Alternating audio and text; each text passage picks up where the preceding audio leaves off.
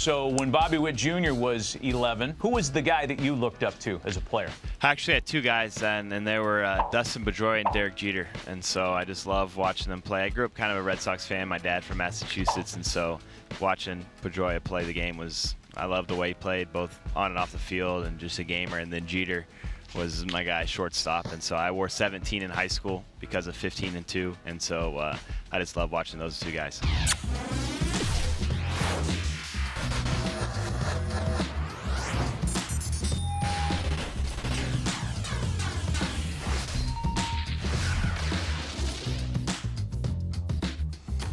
And welcome to the MLB Network Podcast, presented by the all-star lineup of Chevy trucks. I'm your host, Matt Vasgersian. What a pleasure it is today to be joined by two-time all-star, Gold Glover, and 2024 American League batting champ Bobby Witt Jr. Bobby, thanks for the time. Good to see you. Yes, sir. Thank you for having me. Guys are home right now, and this is a weird place to start a conversation or a podcast, but I'm going to go there because these images of Whataburger keep popping up on everybody's phones. We know you're a Texas guy. We know Whataburger is a Texas franchise. I know when you got married, they had a role in your wedding ceremony or your reception in some capacity. Are they rebranding the place in your honor now? Is that what's happening? I wish. Yeah, I got a sponsorship deal with them, and then actually had at my wedding too. That's where the first Whataburger kind of originated, and so we had that for our late night snack, and so that was really, really cool. And then now in Atlanta, they actually made a Whataburger turned a Whataburger into a Whataburger for the All-Star game, and then they just did that out here in Kansas City as well. So it's pretty cool to see that. And so I grew up always going to Whataburger, and then kind of a dream come true being able to kind of do this sponsorship deal. Okay. Your wife's cool with this, I understand? Everything's fine? Okay. Yeah, everyone loves it. I love it. Hey, I want to ask you certainly about your career. We've got time for that. But I want to get into your role with the Royals and your place in franchise history. The Royals, for me, have always been a real easy watch in terms of rooting for them.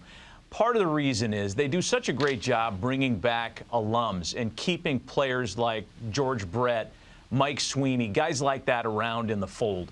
I want to know about the conversations that you've had with Sween, with George. Funny, useful. Tell us about those relationships.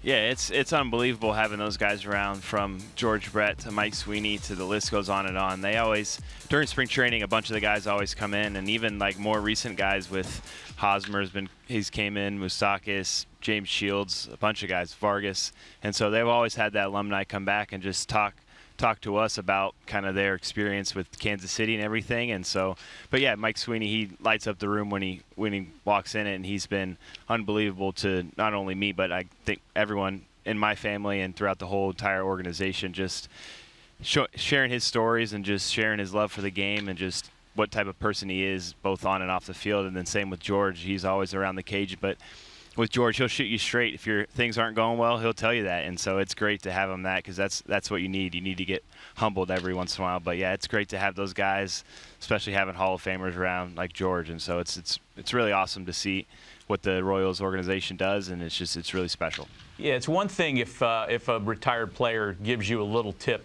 every once in a while. It's another thing when it's George Brett. They just don't make them like that. Give me an example of where he gave you a correction or set you straight on something. Yeah, it's always one of the things he's told me is just try to hit the ball hard, not far. And so that's something that kind of sit with me, because homers you can't try to hit a homer. He always asks me, how many times have you tried to hit a homer in your career, really? And it's not very many. And then it's like, how many times did you not try to hit a homer and you hit a homer? It's like more times than not. So you think of that like, all right, home runs kind of come by accident. And so you square up the ball, hit the ball hard, and then that's when the kind of home runs and extra base hits come. And so that was something that George kind of preaches and tells us. You know, I'd imagine there's another guy who's on the active roster, your teammate Sal Perez, that's going to have that same kind of role when it's finally said and done for him. In my book, he's a first ballot Hall of Famer. Is having Sal as a teammate like having a big brother, a father figure, and a crazy uncle all at the same time? Yeah, he's one of one. He's also like having a younger brother too, because he's always keeping it fun in the clubhouse, keeping it fun in the cage and the dugout, and he's just always enjoying every day. It's like he plays every day like it's his last out there, and he enjoys it. And so it's great to see just the past 4 years with him. I've been honored to be his teammate, and just the way he shows up to the field, the work he puts in, day out, and just how he is not only as a baseball player but as a person. He's always thinking of others first, and then it's everyone else, and then Salvi, and then so it's amazing to have him as a teammate, and I'm just honored to be able to being able to play with him and see him do what he's been doing. We always hear, I mean, those of us that are not Major League Baseball players, we hear about his ability to read signs, the finer points of the game, some of those edges that he's so good at reading and conveying. Do you have an example of something that you've learned from Salvi in terms of maybe tipping locations of pitches, maybe where to be defensively when he's behind the plate? Is there anything you can bring us into in that regard? Yeah, he's just always, I feel like, just learning.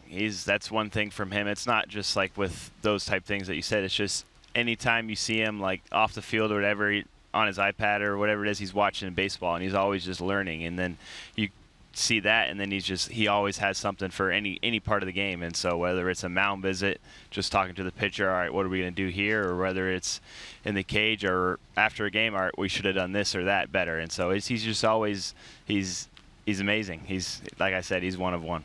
Yeah, when you talk about learning, for you, none of being a big league baseball player was probably that striking because of how you grew up as a son of a big league player. I'm old enough to remember your dad's career vividly. First of all, I want to know how often you talk to Pops, and secondly, is he still as jacked as he was when he played? Yeah, he still tries to get in the gym every single day. So, but yeah, he's in good shape. I'd give him that for sure.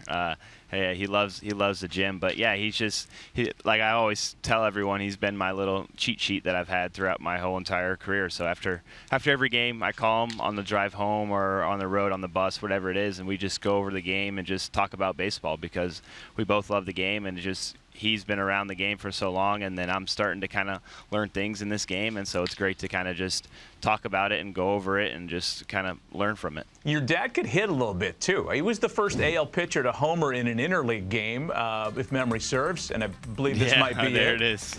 Right here. So does he ever try to give you hitting stuff, too, or is it just more about life as a big leaguer? Yeah, he was always kind of like my hitting guy growing up, just because he knew my swing so well, and he'd always throw to me in the cage and everything. And it was funny because like growing up, he's like, "How many home runs do you have in the big leagues? How many this and that?" And so until I hit my first one, I was like, "All right, now I got the same amount as you." And then I hit my second one, I was like, "Now you can't say that anymore. I got more than you." And he always says it takes one to be a home run hitter, and so it's always fun to kind of mess around with that. But yeah, he knows my swing. He knows when things are a little bit out of whack, and so it's good to have him there. That's great. Hey, we got a lot to get to here. We're going to take a break. When we come back, we're going to talk about life before you got to Kansas City, maybe some lessons for younger players that are out there watching right now. More with Bobby Witt Jr.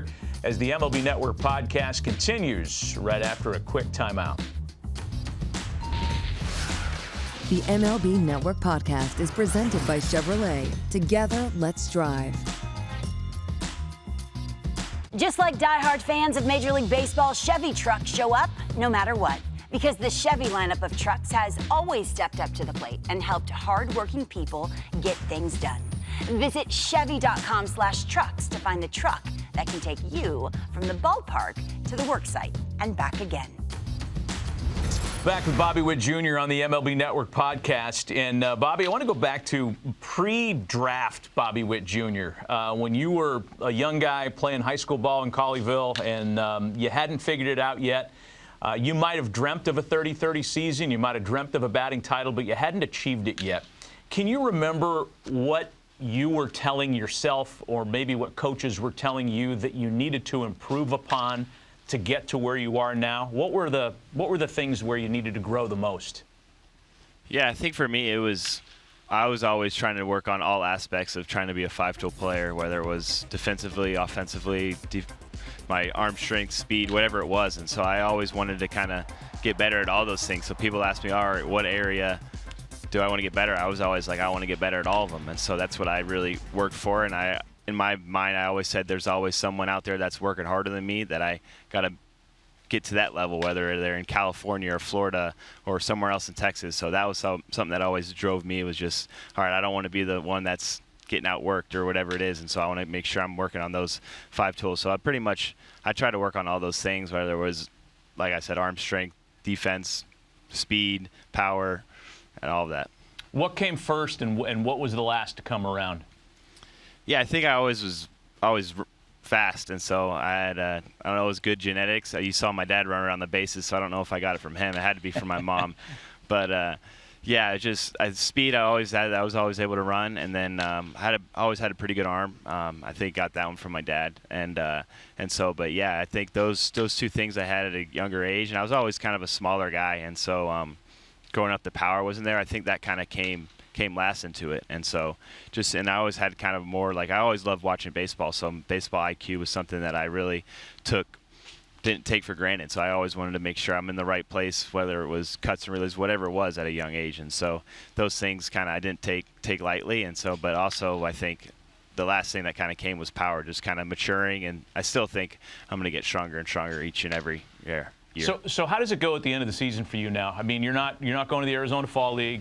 We're not going to play winter ball. We're not doing those things. But I'm sure there's not really a off season for you. You're still working. What's the timeline look like when the season ends?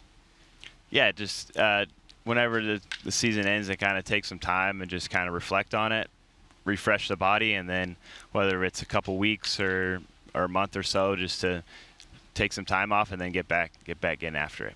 And when you get back in, are you hitting, or are you in the gym? What does that consist of? More in the gym, strength training, speed training, all that stuff. Got it. You know, I want to ask you, too, about your off season, and it actually happens during the season as well. For a young dude, man, the list of charity engagements that you're involved with is really impressive. You're the Clemente nominee for the Royals. Congratulations for that. That is such a high honor. I'm sure Sal has talked a lot about that as the winner last year.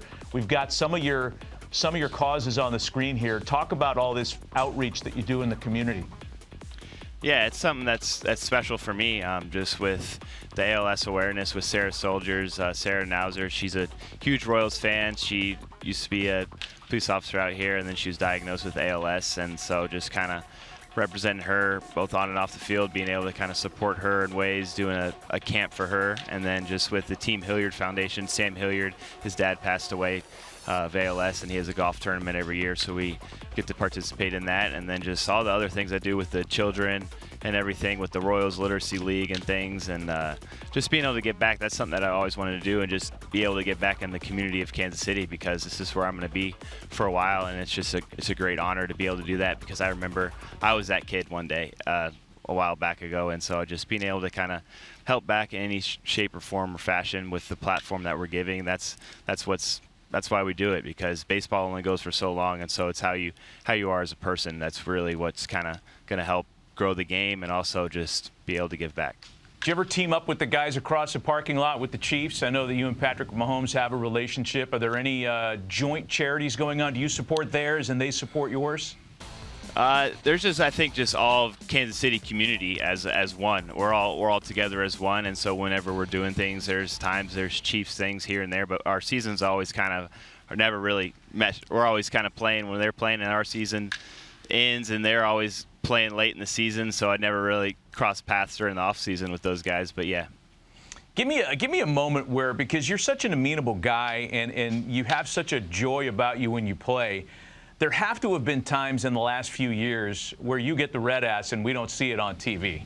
What grinds you? Is it your own performance? Is there an opponent? Is there a ballpark that gets to you? Give me some of those not so great Bobby Witt Jr. moments.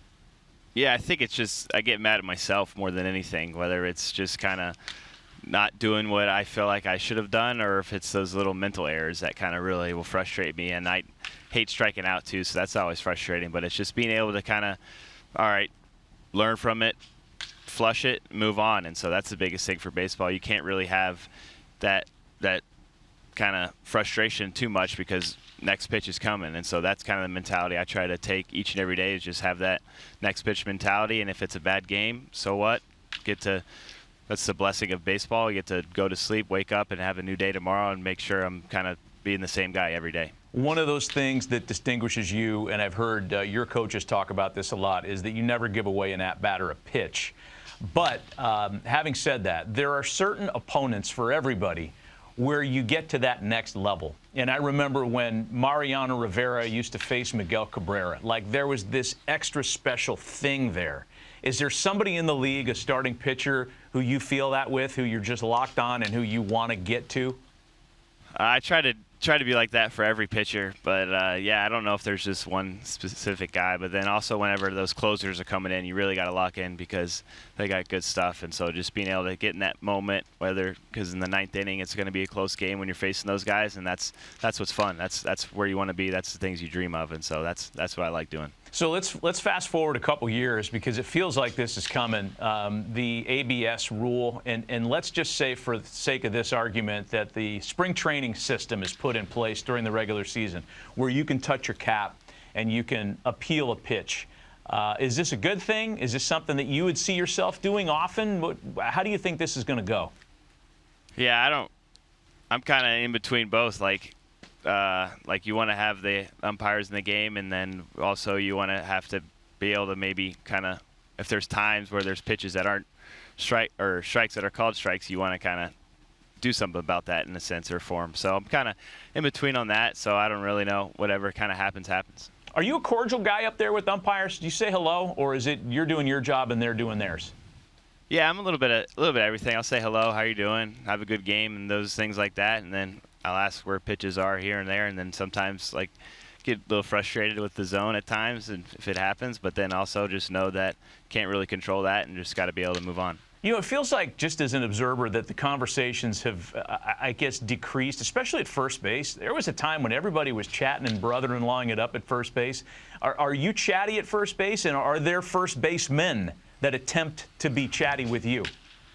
At times there are, but just with me being a base stealer, I try not to get in too depthy of a conversation because next pitch I could be running to second or whatever it is. So with me, I'm trying to limit the conversations and try to just stay locked in the pitcher. Good poker face. I got you. We're going to take one last break. We're back with Bobby Witt Jr.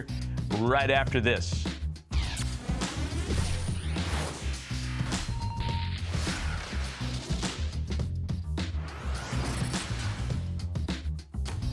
The farmer's dog thinks about your dog every day because their goal is to help them live a long, healthy life.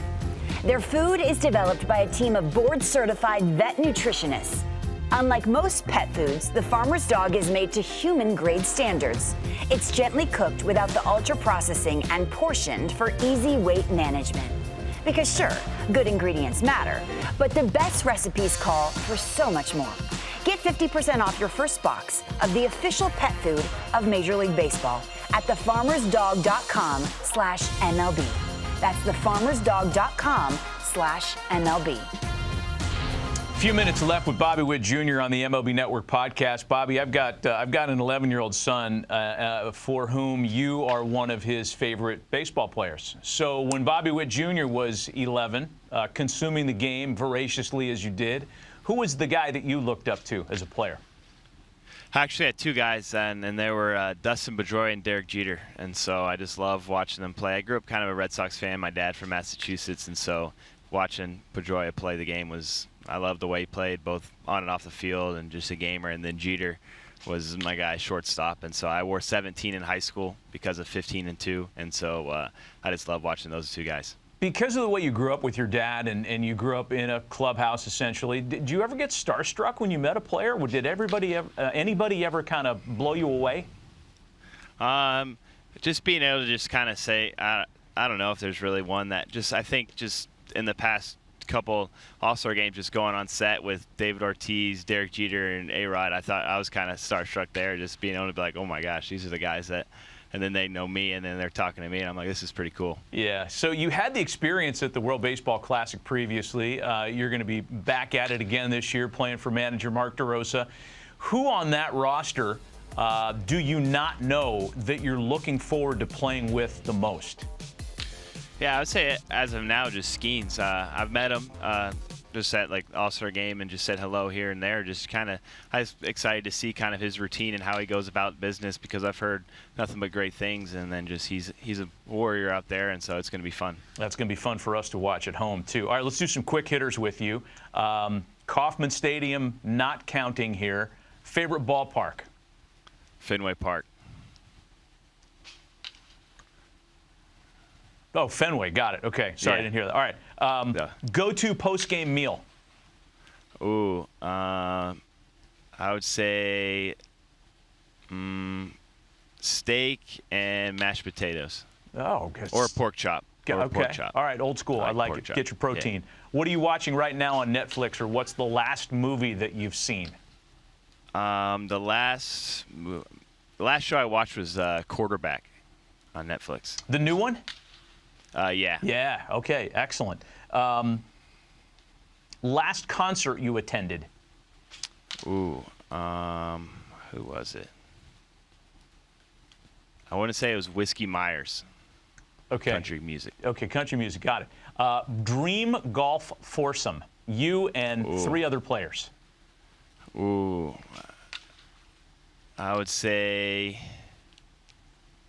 Michael Jordan, Scotty Scheffler, and Tom Brady. Oh, no baseball players. So I'll ask it again. Yeah. A dream golf foursome, 3 baseball players, current or retired. Let's see. King Griffey Jr., because he talked a lot about golf the last time in the WBC. I'd like to see that golf swing. Oh, he was a coach, wasn't he? Yes, yeah, he was a hitting coach. I would say him. George Brett would be fun. He talks a lot about golf as well. It's 2 Hall of Famers, and then let's throw in Mike Trout. I've seen him hit a golf ball in video, and so that'd be fun to see. Are you thinking of what I'm thinking of? When I think of Trout playing golf, I think of that 550-foot bomb he hit at Top Golf. Yeah. Is that what you're thinking exactly, of? Yeah. Oh, yeah. That's excellent. I love it. Hey, we need a fresh take on something. One player that you watch as a fan in any sport that you can't take your eyes off of.